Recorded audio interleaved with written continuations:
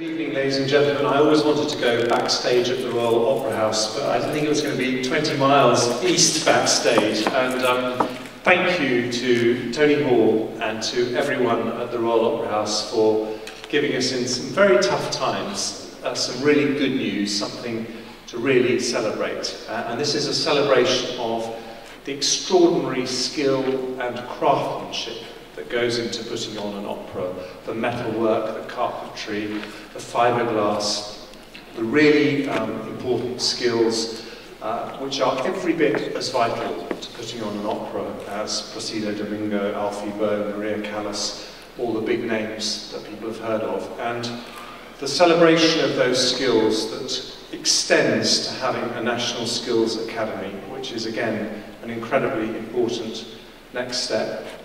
And it is really a wonderful step forward, not just for opera, but for the creative industries in general. A few people I just want to mention. Jackie Doyle-Price, the local MP, who, now you've had this in your first year as MP, people are going to want something else next year, and the year after, and the year after, so you've raised expectations with this one, Jackie. Alan Davey, the Chief Executive of the Arts Council, he's the one with the big chequebook just over there, but not quite so big, he's saying to me now. But the Arts Council, I know, have been very supportive.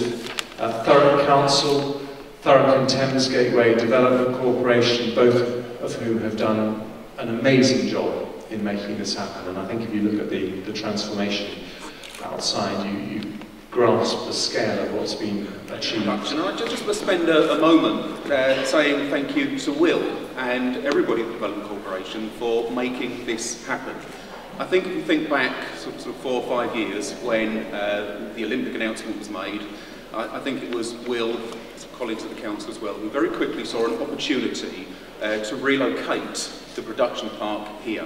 And I think it's testimony, Will, to your tenacity that we're actually here tonight and this is happening at all. And I think it's testament to what really can work when you have proper partnerships between the public and private sector.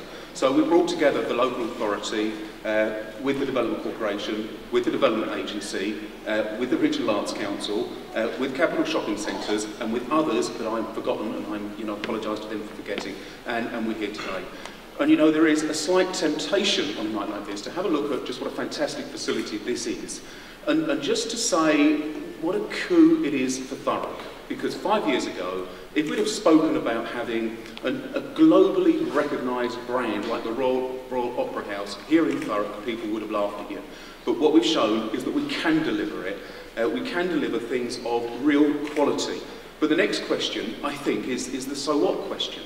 What does it mean for folk in Thurrock? And I think what it says is that we are prepared to invest in you. People in Thurrock have limitless amounts of energy, of enthusiasm and of talent.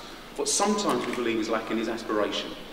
And I just want to finish, I guess, with some quotes from local people that have been involved in creating tonight's production.